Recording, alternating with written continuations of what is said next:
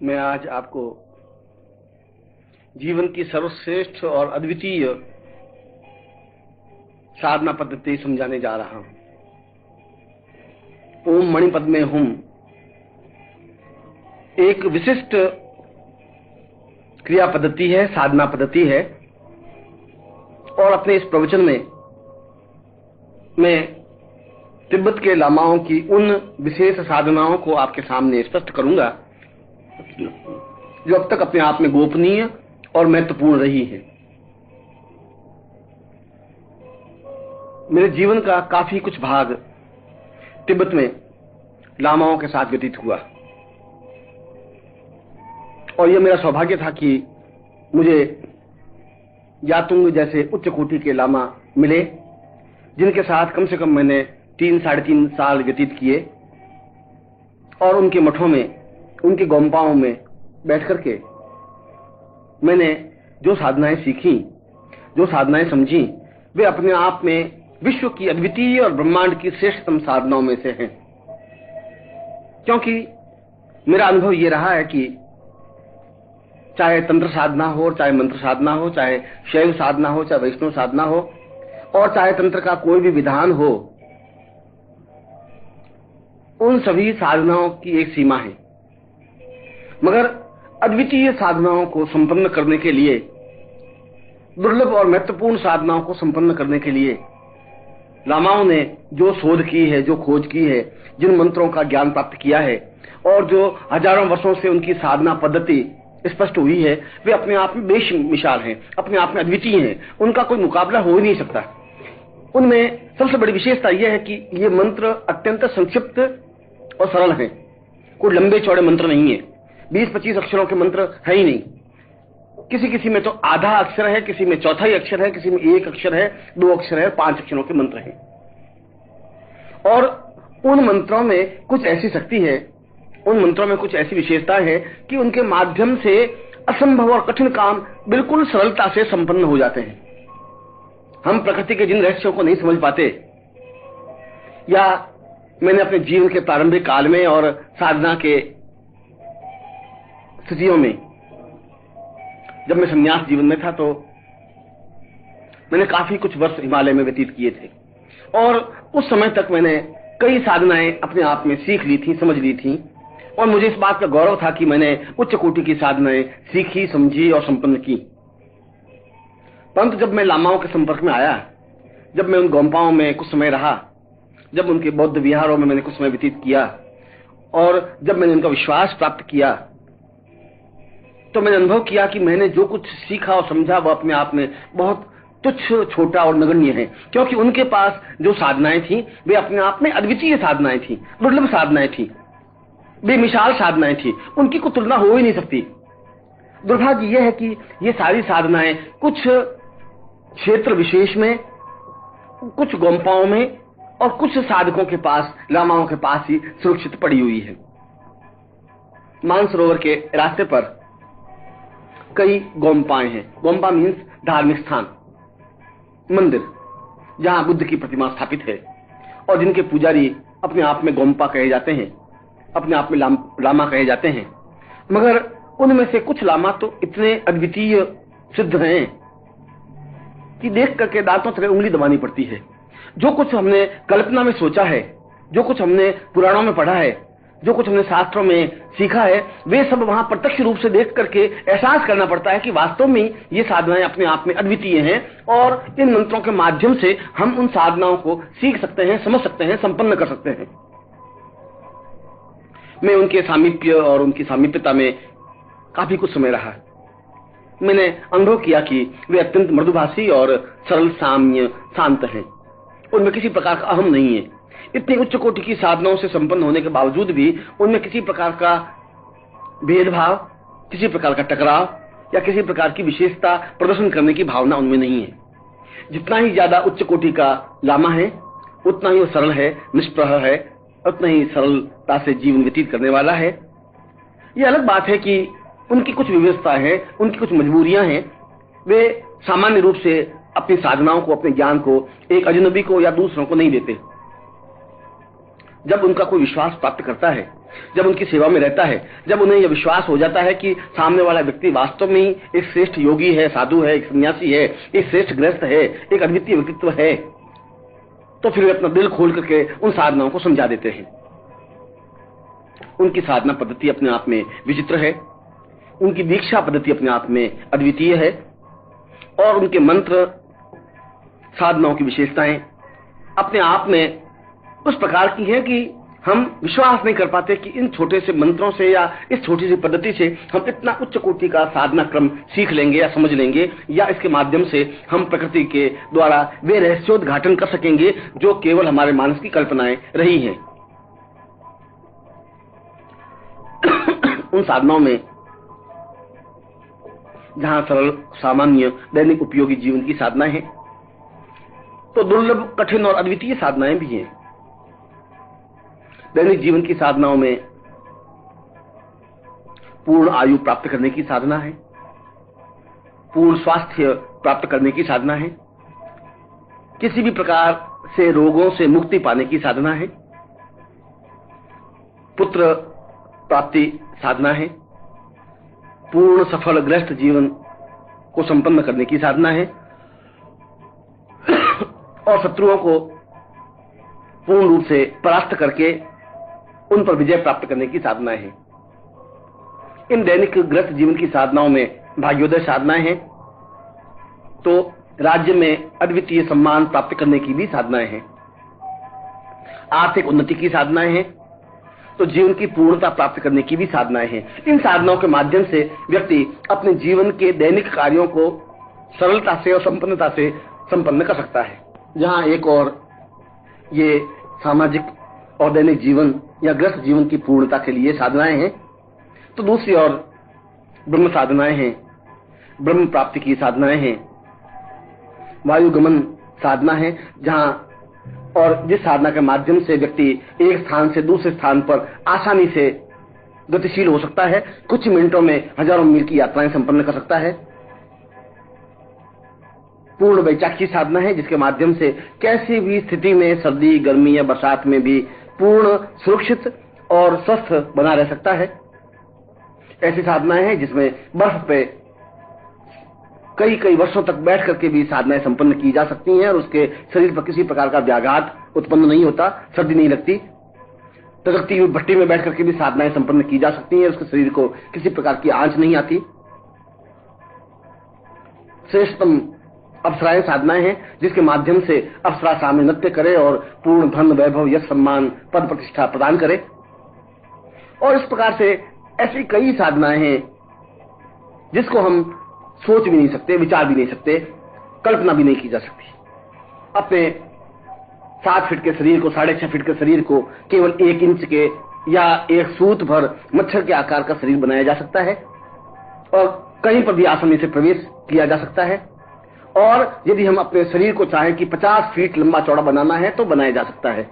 जैसा कि रामायण में वर्णन है कि जब लंका विजय के लिए हनुमान समुद्र पर जा रहे थे तो सामने जो राक्षसी आई और उस सुरसा ने ज्यों-ज्यों सुरसा ने अपना शरीर बढ़ाना शुरू किया, हनुमान ने भी अपना शरीर बढ़ाना शुरू किया। सुरसा 20 फीट की लंबी चौड़ी हुई तो 25 फीट के हनुमान बने, वह 30 फीट की बनी तो हनुमान 40 फीट के बने, वह 50 फीट की बनी तो हनुमान 100 फीट के लंबे चौड़े व्यक्ति बने। और उसके बाद तुरंत एक मच्छर के आकार का रूप धारण करके उसके शरीर में से होते हुए बाहर निकले। यह तो हमने रामायण में पढ़ा। इसका मतलब है कि उस समय तक ये साधनाएं थीं, पर बाद में हमारे यहाँ से ये साधनाएं लुप्त हो गई। मगर ये हमारा सौभाग्य है कि ये साधनाएं तिब्बतियों के पास, लामाओं के पास अभी तक भी ज्यों की त्यों सुरक्षित है। उन साधनाओं के माध्यम से हम जैसा चाहें शरीर का आकार कर सकते हैं, छोटा, बड़ा, लंबा, चौड़ा, पतला, मच्छर के आकार के हम अपने रूप को धारण कर सकते हैं। ऐसी भी साधना है जिसके माध्यम से हम ब्रह्मांड के किसी कोने में सशरीर जा सकते हैं और वापस लौट सकते हैं। ऐसी भी साधना है जिसके द्वारा हम यहाँ बैठे बैठे हजारों मील दूर की बातें सुन सकते हैं या देख सकते हैं। ऐसी कई साधनाएं हैं, और सबसे बड़ी तो उसमें प्राण चेतना साधना है, जहां मरे हुए व्यक्ति में वापस प्राण चेतना दी जा सके। जहां शरीर का रूपांतरण किया जा सके, या अपने शरीर में से प्राण निकाल करके दूसरे मुर्दा शरीर में प्राण दिए जा सके और उसको जीवित किया जा सके। कुछ समय के लिए अपने शरीर को 15 साल 20 साल के लिए सुरक्षित रख करके अपने प्राणों के माध्यम से किसी दूसरे शरीर में प्रवेश करके कायाकल्प साधना संपन्न की जा सके। ऐसी कई साधनाएं मैंने उन लामाओं के पास से समझी, अनुभव की, और मैंने यह पाया कि वास्तव में उनके पास साधनाओं का अक्षय भंडार है। मेरी बात से साधक शायद अपने बुद्धि के तर्क से और बुद्धि के व्यामोह से नहीं समझ सकें, मगर जो लामाओं के संपर्क में आया है, जो तिब्बत साधनाओं से संपर्क में आया है, जिन्होंने तिब्बतियों का और उन लामाओं का संपर्क साहचर्य किया है, उनको मालूम है कि वास्तव में वे एक प्रकार से देव पुरुष हैं, देवदूत हैं, जो अपने आप में अद्वितीय हैं, साधनाओं के माध्यम से भी, प्रेम के मामले में भी, स्नेह के मामले में भी, सामीप्यता के मामले में भी, और एक दूसरे की सहायता करने के मामले में भी। मुझे उनके साथ रहने का, उन गोम्पाओं में समय व्यतीत करने का अवसर मिला, और मैंने अनुभव किया कि उनकी दीक्षा पद्धति अपने आप में एक विचित्र दीक्षा पद्धति है। दीक्षा का तात्पर्य है कि वे एक ही झटके में सहस्रार को खोल देते हैं और मस्तिष्क के उस भाग पर विशेष रूप से चोट करते हैं जिस भाग से कायाकल्प बन सके। शरीर के 3 मुख्य बिंदु हैं। मस्तिष्क के या हमारी खोपड़ी पर, सिर पर 3 महत्वपूर्ण पॉइंट हैं, जिसमें पहला पॉइंट पूर्ण रूप से भूत, वर्तमान और भविष्य को देखा जा सके, 100 साल पहले के जीवन को देखा जा सके और अगले 100 सालों में क्या घटनाएं घटित हो सकती हैं उनका आकलन कर सके, अनुभव कर सके। उस बिंदु को जोरों से प्रहार करने से और उस बिंदु को दबाने से इस प्रकार की सिद्धि स्वतः प्राप्त हो जाती है। मस्तिष्क का दूसरा भाग या दूसरी एक नाड़ी, चेतना नाड़ी कही जाती है, उस पर प्रहार करने से स्वतः कायाकल्प हो जाता है और एक वृद्ध व्यक्ति भी अपने आप में तरुण, यौवनवान, स्फूर्तिवान, चैतन्य बन जाता है। और तीसरी नाड़ी को दबाने से, उस पर प्रहार करने से असीम सिद्धियों को सीखने की क्षमता और सफलता की स्थिति अपने आप बन जाती है। इन तीनों बिंदुओं को दबा करके ही वे दीक्षा प्रदान करते हैं, यदि किसी को दीक्षा देते हैं तो। इसको गोम्पा दीक्षा कहा जाता है।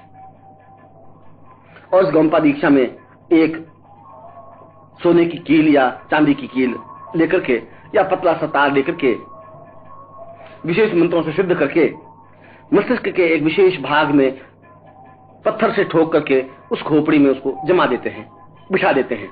जिस प्रकार से एक लकड़ी में लोहे की कील को फंसा देते हैं, ठीक उसी प्रकार से उस मस्तिष्क में उन तीनों बिंदुओं पर 3 कीलें जमा देते हैं। यद्यपि वे कील, जिसको मैं चांदी की या सोने की कील कहता हूं, वे 1 सूत या 2 सूत से ज्यादा मोटी नहीं होती, मगर वे कीलें उन नाड़ियों पर इस प्रकार से केंद्रित करते हैं कि ये साधनाएं स्वतः उनके जीवन में प्राप्त हो जाती है और वो अपने आप में सिद्ध होने का प्रारंभिक चरण प्राप्त कर लेता है।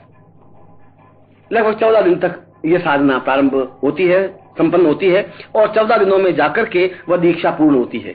मगर इन 14 दिनों में उस साधक को जो अनुभव होते हैं, जो सिद्धियां प्राप्त होती हैं, जो विचित्रताएं प्राप्त होती हैं, जिनके माध्यम से वो सफलताएं प्राप्त करता है, वो अपने आप में अद्वितीय होती हैं। वास्तव में जिसका सौभाग्य होता है, जो जीवन में सफल प्राप्ति का आकांक्षी होता है, जिसके भाग्य उदय होते हैं, वे ही उन गोम्पाओं के, उन लामाओं के संपर्क में आता है। और यह उसका वास्तव में अहोभाव होता है कि वे लामा उनको इस प्रकार की दीक्षा प्रदान करे।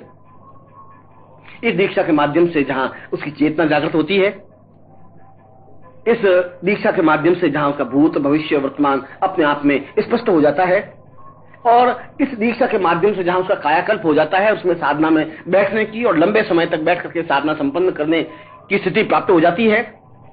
और एक प्रकार से देखा जाए तो सारा शरीर अपने आप में चैतन्य, ऊर्जावान, स्फूर्तिवान बन जाता है। इस शरीर में ऊर्ज प्रवाह होने लग जाता है। ऐसा लगता है कि उमंग, ऊर्ज, जोश का एक समुद्र है जो उसके शरीर में ठाठे मार रहा है, और उसके माध्यम से वह कठिन से कठिन साधनाओं को भी संपन्न करने की क्रिया सीख लेता है। ये मेरे जीवन का सौभाग्य था कि मुझे इस स्थिति से निकलना पड़ा। ये मेरे जीवन का सौभाग्य था कि मुझे इस प्रकार की दीक्षा प्राप्त हुई, और मैं आज भी उन लामा गुरु का आभारी हूं, कृतज्ञ हूं कि उन्होंने उस प्रकार की सिद्धि, इस प्रकार की साधना, इस प्रकार की दीक्षा मुझे प्रदान की। जिसके माध्यम से मैं उन सिद्धियों को सीख सका, समझ सका, जो मेरे जीवन का अपने आप में हेतु था और जिसको मैंने पुराणों में, वेदों में और शास्त्रों में पढ़ा था, पर मुझे विश्वास नहीं था कि ये साधनाएं आज भी जीवित हो सकती हैं। परंतु जब मैंने उन लामाओं को देखा कि एक पहाड़ से दूसरे स्थान पर वे बिना रुके दौड़ते हुए चले जाते हैं, बर्फ उनका कुछ भी तकलीफ नहीं देती, उनके लिए बाधाएं पैदा नहीं करती, पहाड़ के बड़े बड़े पत्थर उसको किसी प्रकार की तकलीफ नहीं दे सकते, खाइयां उनके लिए उस प्रकार से फलांग जाते हैं जिस प्रकार से हम छोटे से तिनके को फलांगते हैं, तो देख करके आश्चर्य होता है। और जब वे एक स्थान से दूसरे स्थान पर कुछ सेकंडों में वायु वेग से चले जाते हैं, आ जाते हैं, तब भी हम दांतों तले उंगली दबा देते हैं कि वास्तव में आज के युग में भी इस प्रकार की साधनाएं हैं। ये तो कभी कोई ऐसा शिष्य प्राप्त हो जिसमें इस प्रकार की जबरदस्त चाह हो, इच्छा हो। यह शायद मेरे जीवन में ऐसा भाग्य नहीं है, या शायद मेरे जीवन में अभी ऐसा कोई शिष्य प्राप्त नहीं हो सका है जिसमें ऐसी उत्कट चाह हो कि वह इस प्रकार की लामाओं की साधना को सीखने की कोशिश करे, वो आए, इस प्रकार की दीक्षा प्राप्त करे और उन लामाओं के मंत्रों के माध्यम से, उन गोम्पाओं के मंत्रों के माध्यम से उन विशिष्ट साधनाओं को, सिद्धियों को सीखे और जीवित जागृत व्यक्तित्व बन सके, पुस्तक बन सके, जिसके माध्यम से यह पुस्तक, ये ग्रंथ, ये साधना जीवित रह सके। पर मुझे विश्वास है कि मेरे जीवन काल में ही ऐसा कोई न कोई शिष्य तो अवश्य प्राप्त होगा ही, जिसमें ऐसी चाह होगी, ऐसी इच्छा होगी, ऐसी उत्कट विचार चिंतन होगा और जो अपना समय, अपना जीवन समर्पित करता हुआ इन साधनों को सीखने की क्रिया संपन्न करेगा। मैं अपने जीवन की इन घटनाओं की गहराई में नहीं जाकर या लामाओं के साथ उन गोम्पाओं में किस प्रकार का मुझे आनंददायक जीवन व्यतीत करने का अवसर मिला, मेरे जीवन की उन घटनाओं को यहां स्पष्ट करने का समय नहीं है। इसमें तो मैं आपके सामने कुछ विशिष्ट मंत्रों को और साधना पद्धतियों को स्पष्ट कर रहा हूं, जिसे अपनाकर आज आप भी पूर्ण सफलता और संपन्नता प्राप्त कर सकते हैं। उनमें से कुछ सामाजिक साधनाएं हैं जो आपके गृहस्थ जीवन के लिए उपयोगी हैं, जो सरल हैं, सामान्य हैं, मगर आपके लिए अचूक हैं, अद्वितीय हैं, जिनकी सफलता निस्संदेह है। और कुछ विशिष्ट साधनाओं को भी मैं आपके सामने स्पष्ट करूंगा, जिसके माध्यम से आप में एक चाह पैदा हो सके, एक उत्कट इच्छा पैदा हो सके, आगे बढ़ने की भावना बन सके और आप उन साधनाओं को संपन्न कर सकें जिन साधनाओं के माध्यम से आप एक अद्वितीय युग पुरुष बन सकें।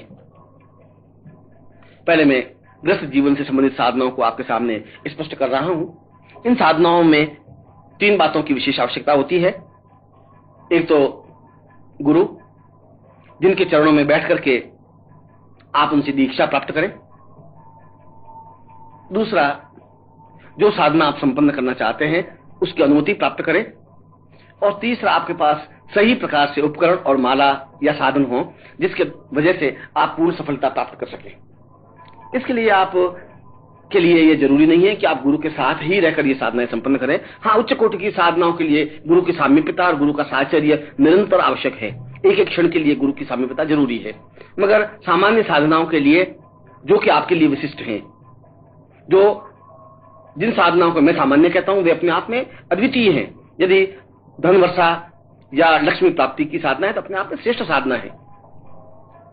वे साधनाएं आप अपने घर में बैठ करके भी संपन्न कर सकते हैं। इसीलिए मैं इस प्रवचन में उन साधनाओं को प्रामाणिकता के साथ तिब्बती साधना के मूल में आपको स्पष्ट कर रहा हूं, जिसे आप अपनाकर इन साधनाओं को पूर्णता प्राप्त कर सकते हैं।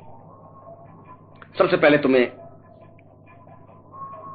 पूर्ण देह या पूर्ण आयु प्राप्ति की साधना को स्पष्ट कर रहा हूं। यह साधना ऐसी है जिसके माध्यम से हम अकाल मृत्यु को प्राप्त नहीं होते। यह साधना ऐसी है जिसमें किसी प्रकार से एक्सीडेंट होने का चांस नहीं रहता। यह साधना ऐसी है कि हमें किसी प्रकार की जीवन के मध्यकाल में मृत्यु नहीं हो पाती।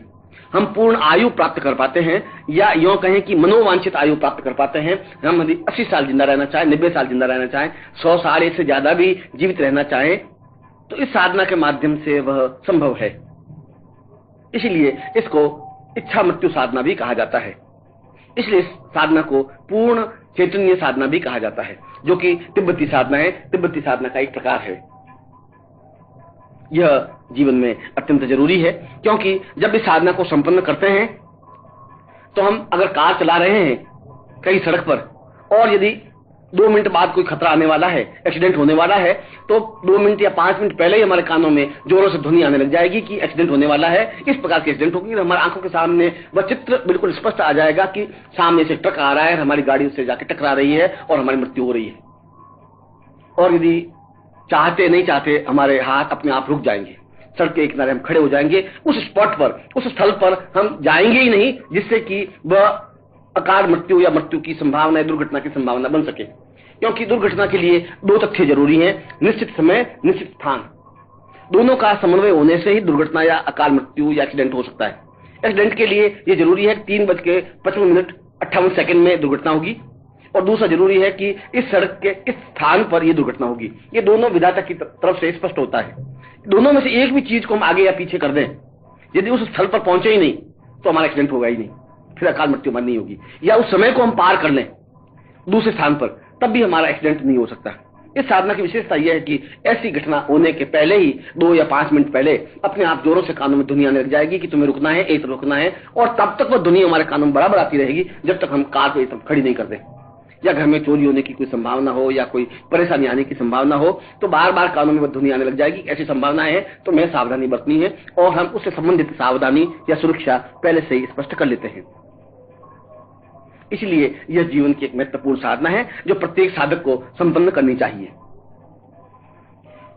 इसके लिए 5 बिंदु आवश्यक हैं। साधक इससे संबंधित दीक्षा अपना चित्र भेजकर प्राप्त कर ले, या स्वयं गुरु के चरणों में बैठ करके दीक्षा प्राप्त कर ले, जिसको इच्छा मृत्यु दीक्षा कहा गया है या चेतनी दीक्षा कहा गया है। दूसरा, यदि गुरु के पास नहीं जा सके तो टेलीफोन पर या पत्र के माध्यम से अनुमति प्राप्त कर ले, उनका आशीर्वाद प्राप्त कर ले। दूसरा प्रकार इसमें यह है कि इस साधना को केवल रात्रि को संपन्न की जा सकती है, 14 दिन की साधना है, और प्रत्येक रात्रि को केवल 35 माला मंत्र जाप अनिवार्य है। इसमें हकीक माला का प्रयोग होता है, और हकीक माला का प्रत्येक मन का पूर्ण रूप से मंत्र चेतना युक्त होना चाहिए, जिसको प्राण चेतना माला कहा जाता है। साधक श्वेत वस्त्र या श्वेत धोती धारण करके पूर्व दिशा की ओर मुंह करके निश्चल भाव से बैठ जाए, सामने घी का अखंड दीपक 14 दिन तक प्रज्वलित करे, दीपक बीच में बुझना नहीं चाहिए, और नित्य 35 माला मंत्र जाप करे, एक समय भोजन करे, ब्रह्मचर्य का पालन करे, और पूर्ण निष्ठा के साथ इस मंत्र को संपन्न करे। और जब इस मंत्र को संपन्न करता है, इस साधना को संपन्न करता है, तो निश्चय ही वह इस प्रकार की इच्छा मृत्यु को या इच्छा मृत्यु साधना को प्राप्त कर लेता है, जिससे उसके जीवन में किसी प्रकार की बाधा या अड़चन नहीं आ पाती, अकाल मृत्यु नहीं हो पाती।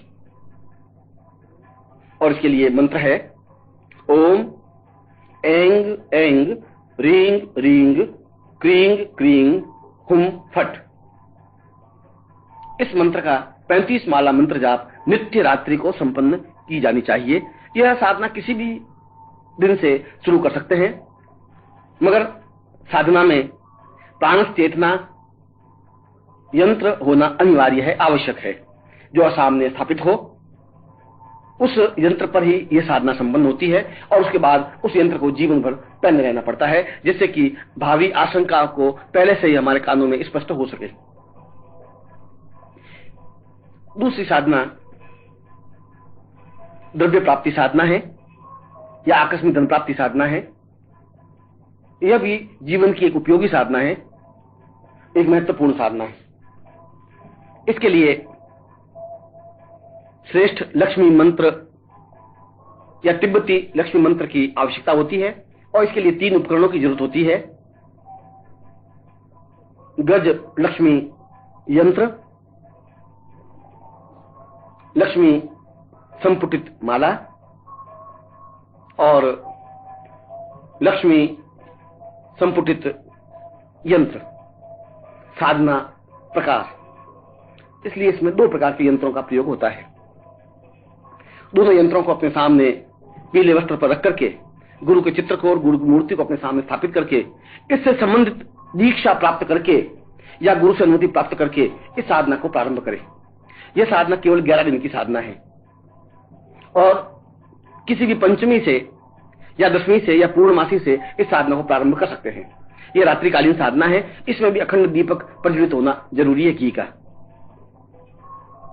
जो लक्ष्मी माला से मंत्र जाप करते हैं उससे नित्य 35 माला मंत्र जाप होना अनिवार्य है और उसमें पुरुष या स्त्री कोई भी इस साधना को संपन्न कर सकता है। इससे संबंधित मंत्र है ओम गजलक्ष्मी रीम रीम गजलक्ष्मी रीम रीम गजलक्ष्मी हुम फट। भले यह मंत्र छोटा सा या सामान्य सा या सरल सा प्रतीत होता हो, मगर अपने आप में त्रिपुटी युक्त है, इसलिए अत्यंत महत्वपूर्ण है, अत्यंत चेतना युक्त मंत्र है। मगर इसके लिए तिब्बती पद्धति से दीक्षा लेनी अनिवार्य है और वह दीक्षा के माध्यम से, चाहे आप अपने चित्र पर दीक्षा प्राप्त कर ले या व्यक्तिगत रूप से गुरु के समीप जाकर के दीक्षा प्राप्त कर ले, ऐसी साधना संपन्न करने पर निश्चय ही गजलक्ष्मी स्पष्ट होती है और द्रव्य प्राप्ति स्वतः होने लग जाती है। व्यापार के माध्यम से, लॉटरी के माध्यम से या अनायास धन प्राप्ति के माध्यम से कोई तरीका जीवन का प्रारंभ हो जाता है जिसके माध्यम से जीवन में धन की किसी प्रकार से कमी नहीं रहती। अपने आप में हम जितना खर्च करते हैं उससे कई गुना ज्यादा धन आता रहता है और हमारे जीवन में इस बात की चिंता नहीं रहती कि हम किस प्रकार से कमाएं, बल्कि इस साधना को संपन्न करने से इस बात की चिंता रहती है कि जो उपार्जित धन है उसको कहां और किस प्रकार से व्यय करें।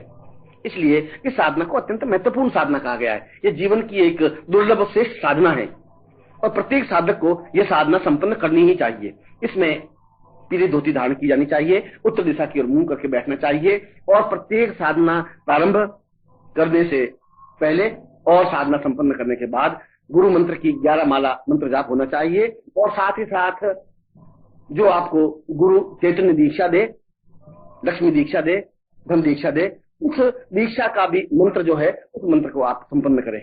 वास्तव में ये साधना आपके जीवन की सौभाग्यदायक साधना है जिसे आपको संपन्न करना ही चाहिए।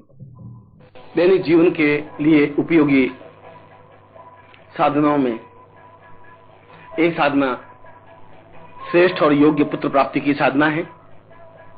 इसका दर्द, इसका दुख तो वही समझ सकता है जिसके घर में संतान नहीं हो या पुत्र नहीं हो या जो बांझ हो या किसी वजह से वे संतान उत्पन्न करने में सक्षम नहीं हो। उनके लिए तिब्बती साधना अपने आप में एक अद्वितीय साधना है जिसका निश्चित और अनुकूल परिणाम प्राप्त होता ही है। जहां मैं इस प्रकार के मामलों में अन्य साधनाओं से असफल हो जाता हूं, तब वहां मैं तिब्बती साधना का प्रयोग करता हूं और मुझे आश्चर्य होता है कि एक बार भी इस पद्धति से मैं असफल नहीं हुआ। चाहे गर्भाशय में कितनी विकृति हो, चाहे पुरुष में कितनी कमजोरी हो, मगर इस साधना का यदि प्रयोग किया जाता है तो निश्चय ही उसे पुत्र प्राप्त होती ही है। या जिसके घर में केवल लड़कियां ही होती हो और पुत्र प्राप्ति की आकांक्षा रखता हो, या जिसके घर में संतान ही नहीं हो और पुत्र प्राप्ति की इच्छा रखता हो, या जिसके घर में पुत्र योग्य नहीं हो, कपूत हो, या पुत्र की सुरक्षा के लिए, पुत्र की समृद्धि के लिए, पुत्र की उन्नति के लिए यह साधना अपने आप में उपयोगी है। इसमें पुत्रेष्टि यंत्र की आवश्यकता होती है जो कि तिब्बती पद्धति से मंत्र सिद्ध हो और साथ ही साथ एक पुत्रेष्टि माला के विधान की जरूरत होती है या रुद्राक्ष माला हो जिसके माध्यम से मंत्र जप संपन्न किया जाए। साधक खड़े होकर के इस मंत्र जप को संपन्न करे, चाहे पुरुष करे चाहे स्त्री करे या दोनों मिलकर के करे, और किसी भी दिन से यह साधना प्रारंभ की जा सकती है और 11 दिन की साधना है। इसमें दोनों साधना काल में ब्रह्मचर्य का पालन करें और निरंतर ये आकांक्षा रखे कि मुझे पुत्र उत्पन्न हो, पुत्र प्राप्ति हो। घृत का दीपक अखंड प्रज्वलित रहे और पूर्व की ओर मुंह करके इस साधना को संपन्न करे। यह भी रात्रिकालीन साधना है, मगर इस साधना को प्रारंभ करने से पूर्व पुत्रेष्टि दीक्षा प्राप्त करनी अनिवार्य है। संभव हो तो पति और पत्नी दोनों को ये दीक्षा प्राप्त करनी चाहिए और यदि ऐसा संभव नहीं हो सके तो दोनों में से किसी एक को तो ये दीक्षा प्राप्त करनी ही चाहिए गुरु के समीप जाकर के, और यदि ऐसा संभव नहीं हो तो दूर बैठे हुए अपना चित्र भेज करके भी दीक्षा प्राप्त की जा सकती है, पर दीक्षा प्राप्त करना अनिवार्य है।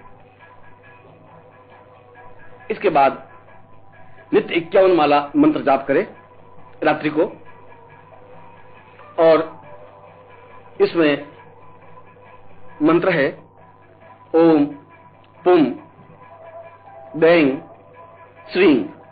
केवल 3 अक्षरों का यह मंत्र अपने आप में एक चैतन्य और महत्वपूर्ण मंत्र है।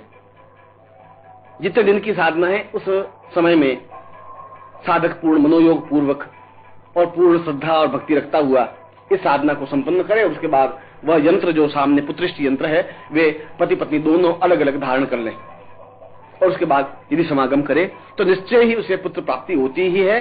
और यदि उस पुत्रिष्ट यंत्र को अपने पूजा स्थान में रखें तो पुत्र आज्ञाकारी होता है, पुत्र की उन्नति होती है, पुत्र की नौकरी लग जाती है, पुत्र के व्यापार में वृद्धि होती है और पुत्र से संबंधित जो बाधाएं अड़चने कठिनाइयां होती हैं वे दूर हो जाती हैं।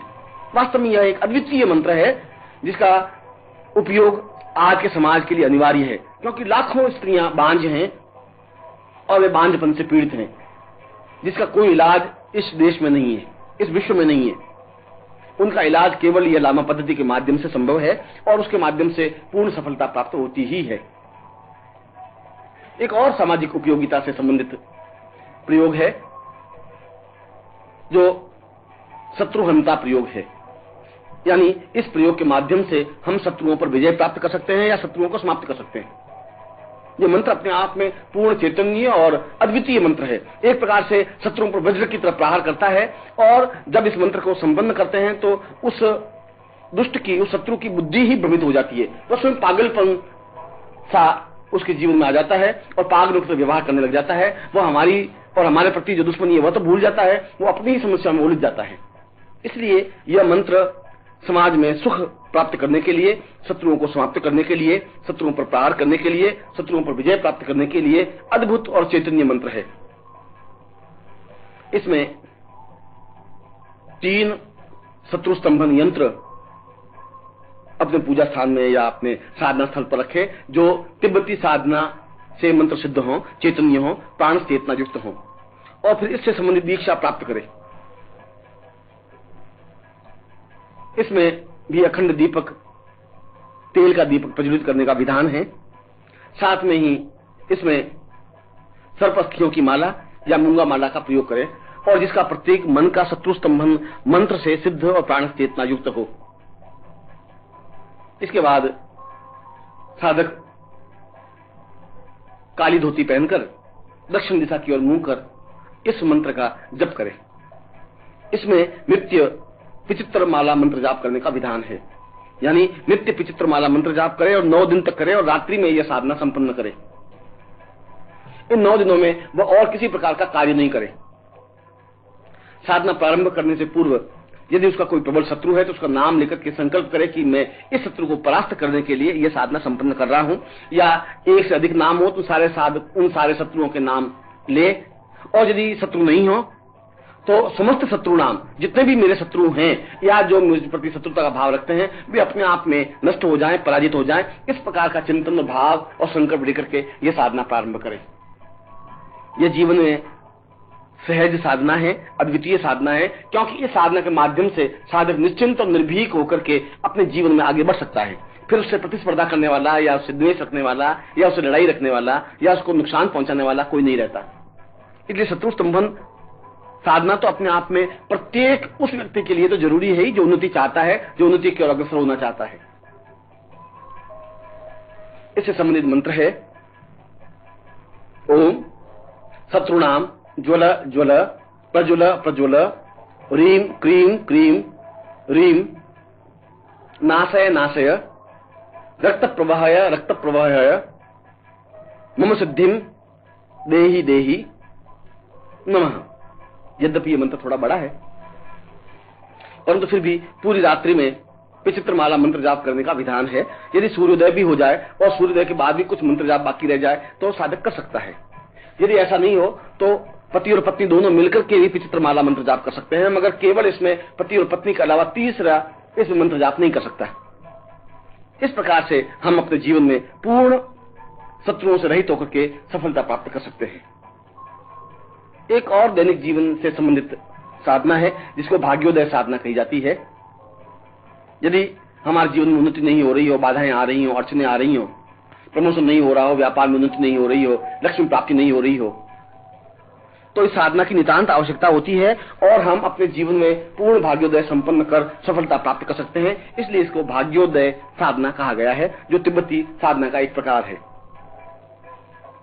इसमें 5 रुद्राक्ष और 5 भाग्यलक्ष्मी यंत्र अपने पूजा स्थान में या साधना स्थल पर रखें और सामने 5 दीपक लगा दे जो घट के हों। दीपक के मुंह हमारे सामने हो, साधक के सामने हो, और उसके बाद साधक मोतियों की माला से या किसी रुद्राक्ष की माला से यह मंत्र जब संपन्न करे। इसके सामने लक्ष्मी का चित्र हो और गुरु का चित्र हो। भाग्य लक्ष्मी के चित्र को और यंत्र को अपने सामने रख करके पीले वस्त्र बिछा करके और पूर्व या उत्तर की ओर मुंह करके इस साधना को संपन्न किया जा सकता है। मगर इसमें एक दीपक पूरे अखंड 9 दिन तक जलता रहे। यह 9 दिन की साधना है जो रात्रि को संपन्न की जा सकती है।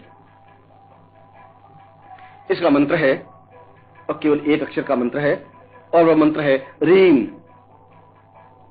रीम शब्द का उच्चारण निरंतर करता रहे। माला तो हाथ में रहे, परंतु माला बराबर घूमती रहे, इसमें संख्या नहीं है। मगर यह जरूरी है कि रात्रि में 6.5 घंटे तक बराबर यह मंत्र निरंतर उच्चारित होता रहे। अब उस 6.5 घंटों में कितनी माला मंत्र जाप होता है इसकी गणना करने की जरूरत नहीं है, मगर माला हाथ में होनी आवश्यक है और माला निरंतर घूमती रहे, यह भी अनिवार्य है, आवश्यक है। इस साधना के माध्यम से व्यक्ति का निश्चय ही भाग्योदय हो पाता है, और जो उसके जीवन में बाधाएं हैं, जो उसके जीवन में अड़चने हैं, जिसकी वजह से वह जीवन में सफलता प्राप्त नहीं कर पा रहा है, वह सफलता निश्चय ही प्राप्त होने लग जाती है और सारी स्थितियां उसके अनुकूल बनने लग जाती हैं। वह देखता है कि एक के बाद एक सफलता मिल रही है, व्यापार में भी, नौकरी में भी, उन्नति में भी, भाग्योदय में भी और जीवन के पुरुषार्थ में भी। इसलिए यह जीवन की एक आवश्यक और अनिवार्य साधना है जिसको प्रत्येक साधक को संपन्न करनी चाहिए। एक और मैं इसमें आपको महत्वपूर्ण साधना दे रहा हूं जो कि सम्मान प्राप्ति साधना है, जिसके माध्यम से व्यक्ति समाज में सम्माननीय बनता है, राज्य में सम्माननीय बनता है, राष्ट्र स्तर पर उसका सम्मान होता है, ऊंचे से ऊंचे व्यक्ति उसके संपर्क में होते हैं और किसी से भी किसी प्रकार का काम संपन्न कराने के लिए उसको फिर किसी की याचना नहीं करनी पड़ती, किसी के पास जाना नहीं पड़ता। उच्च कोटि के मंत्री, सचिव, व्यक्ति, व्यापारी अपने आप उसके अनुकूल बन जाते हैं। एक प्रकार से यह सम्मोहन साधना है। इस साधना में व्यक्ति किसी भी पंचमी से यह साधना प्रारंभ करे और 5 दिन की साधना है। अपने सामने राज्य लक्ष्मी के यंत्र को स्थापन करे और राज्य लक्ष्मी चित्र को स्थापित करे, गुरु चित्र को स्थापित करे, उत्तर दिशा की ओर मुंह करे, पीली धोती धारण करे और एक दीपक घी का जलाए जो 5 दिन तक अखंड जलता रहे। इस बात का ध्यान रखें कि बीच में दीपक बुझे नहीं, और साधक निश्चिंत और निर्विकार होकर के मंत्र जप को संपन्न करे। इसमें हकीक माला का प्रयोग किया जा सकता है या मूंगा माला का प्रयोग किया जा सकता है या लक्ष्मी माला का प्रयोग किया जा सकता है, मगर यदि राज्य लक्ष्मी माला का प्रयोग किया जाए तो ज्यादा उत्तम रहता है। इसके लिए मंत्र है ओम रीम रीम ओम। छोटा सा मंत्र है, मगर एक रात्रि में 101 माला संपन्न होनी आवश्यक है। इस साधना को संपन्न करने के बाद उसके जीवन में सम्मान की दृष्टि से, उन्नति की दृष्टि से किसी प्रकार की कोई न्यूनता नहीं रह पाती। यदि वह चुनाव में विजय होना चाहता है, यदि किसी प्रकार की प्रतिस्पर्धा में वो सफलता पाना चाहता है, यदि किसी परीक्षा में वह पूर्णता प्राप्त करना चाहता है, सफलता प्राप्त करना चाहता है, यदि किसी इंटरव्यू में वह सफलता प्राप्त करना चाहता है, तो यह साधना उसके लिए अनिवार्य है, आवश्यक है। इस साधना के माध्यम से वह उन स्थितियों को प्राप्त करता ही है जो उसके जीवन की इच्छा और आकांक्षा होती है। इसलिए इस साधना का जीवन में सर्वाधिक महत्व है। अब मैं कुछ अन्य विशिष्ट साधनाओं को आपके सामने स्पष्ट कर रहा हूं, जिसमें एक सम्मोहन साधना है या वशीकरण साधना है। यह भी जीवन की एक आवश्यक साधना है जिसके माध्यम से हम किसी को भी अपने वश में कर सकते हैं, सम्मोहित कर सकते हैं। वह चाहे पुरुष हो, वह चाहे स्त्री हो, वह चाहे उच्च कोटि का व्यक्तित्व हो, वह चाहे मंत्री हो, वह चाहे सचिव हो और वह चाहे शत्रु हो। इस मंत्र और इस साधना के माध्यम से हम उसको अपना दास बना सकते हैं, अपने अधीन बना सकते हैं, और हम जो आज्ञा देंगे उस कार्य को उसको करना ही पड़ेगा। यह अपने आप में अद्वितीय साधना है।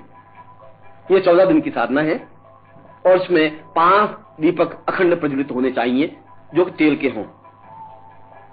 रात्रि को यह साधना संपन्न की जाती है और नित्य 21 माला मंत्र जाप करने का विधान है। इसमें केवल मूंगा माला का प्रयोग किया जाता है और मूंगा माला भी एक बड़े दानों की माला होनी चाहिए जिसमें प्रत्येक मन का अपने आप में पूर्ण चैतन्य और तिब्बती साधना से संपर्क हो। इस साधना को प्रारंभ करने से पूर्व गुरु से दीक्षा और अनुमति प्राप्त करनी अनिवार्य होती है। उनकी आज्ञा से ही इस साधना में प्रवृत्त हो। इसमें लाल धोती धारण करें और उत्तर या पूर्व की ओर मुंह करके बैठे, सामने सम्मोहन यंत्र को स्थापित कर दे और सुपारी या इलायची के 25 दाने रख दे जिस पर यह साधना संपन्न होती है। इसमें नित्य 108 मालाओं को मंत्र जाप करने का विधान है। इसके लिए मंत्र है ओम ऐं सम्मोहय सम्मोहय वसय वसय आज्ञा पालय पालय फट। इसकी 2 स्थितियां हैं। यदि आपके सामने कोई व्यक्ति है या पुरुष है या स्त्री है या कोई निश्चित व्यक्ति है तो उसका नाम लेकर के भी इस मंत्र जप को संपन्न किया जा सकता है और यदि ऐसा नहीं है तो सामान्य रूप से इस मंत्र जप को संपन्न किया जा सकता है।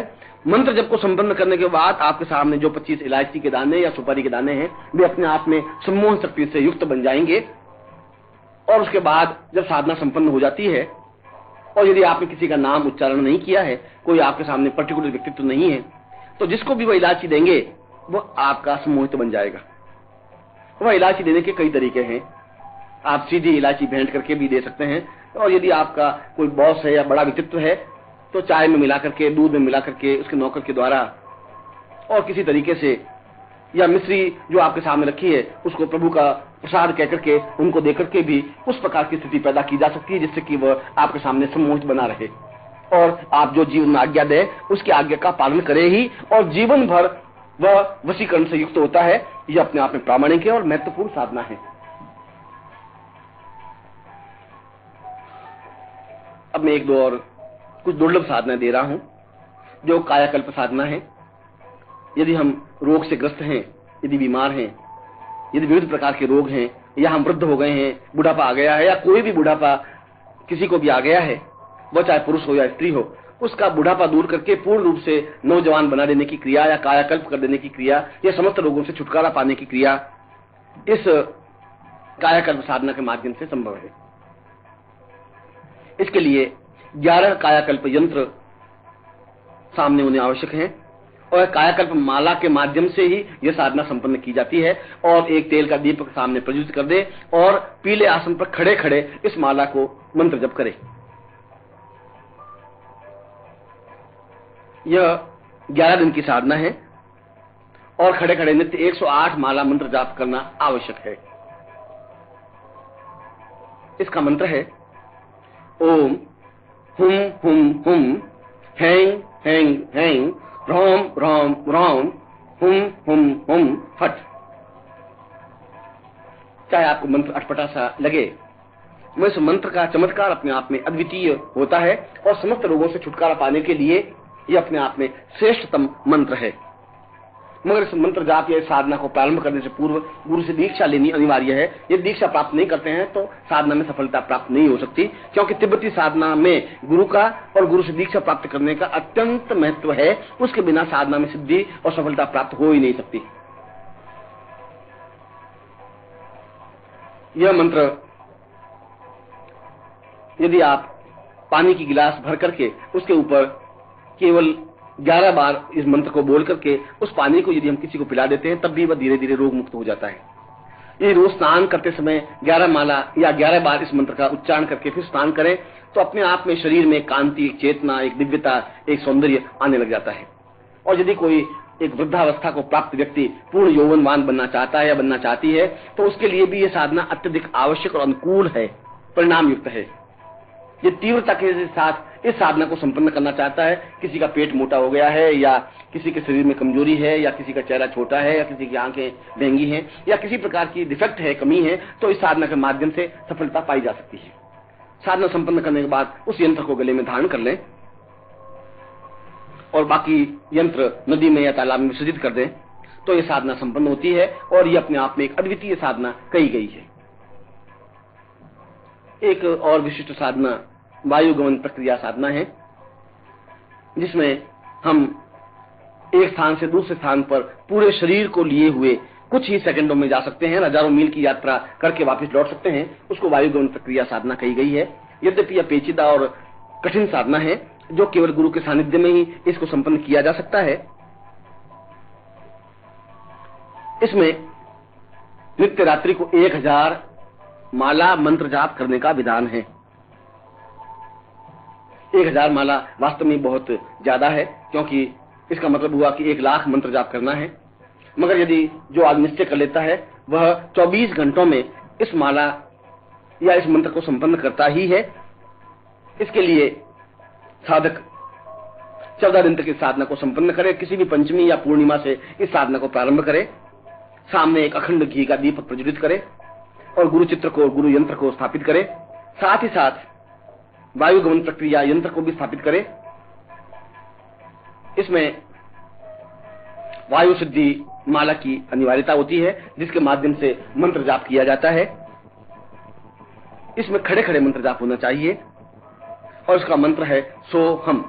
केवल 2 अक्षरों का यह मंत्र है और ये दोनों ही अपने आप में अक्षर अद्वितीय हैं, क्योंकि जितने भी लामा हैं, जितने भी पुजारी हैं, योगी हैं, साधु हैं, सन्यासी हैं, वे 24 घंटे सोहम मंत्र का जप करते रहते हैं। सोहम सोहम सोहम सोहम सोहम सोहम। निरंतर मंत्र जप करने की प्रक्रिया से उनके शरीर में एक विशिष्ट कांति, विशिष्ट तेज, विशिष्ट चैतन्यता प्राप्त होती रहती है। इसलिए यह मंत्र एक प्रकार से तिब्बतियों का गायत्री मंत्र कहा जाता है, जिसके माध्यम से वे असंभव कार्यों को भी संभव करने की प्रक्रिया करते हैं। इसलिए प्रत्येक साधक को अपने जीवन में इस प्रकार की साधना संपन्न करनी चाहिए और इस साधना के द्वारा यदि साधक चाहे तो जीवन में सफलता पा सकता है। मगर इसके लिए यह जरूरी है कि वह स्वयं उपस्थित गुरु के सामने हो, गुरु से दीक्षा प्राप्त करे, गुरु से मंत्र प्राप्त करे और उसके बाद ही साधना में प्रवृत्त हो। इसके अलावा भी तिब्बतियों में कई साधनाएं हैं जिसके माध्यम से हम असंभव कार्यों को संभव कर सकते हैं। यदि हमारे जीवन में आकस्मिक कुछ संकट आ गया है या कोई आकस्मिक कार्य हो गया है जिसको हम संपन्न अपने अनुकूल बनाना चाहते हैं, तो उसके लिए ओम मणिपद में हुम मंत्र का निरंतर जप करें तो उसकी अनुकूल स्थिति बन जाती है। किसी भी संकट से वो बच सकता है, निकल सकता है।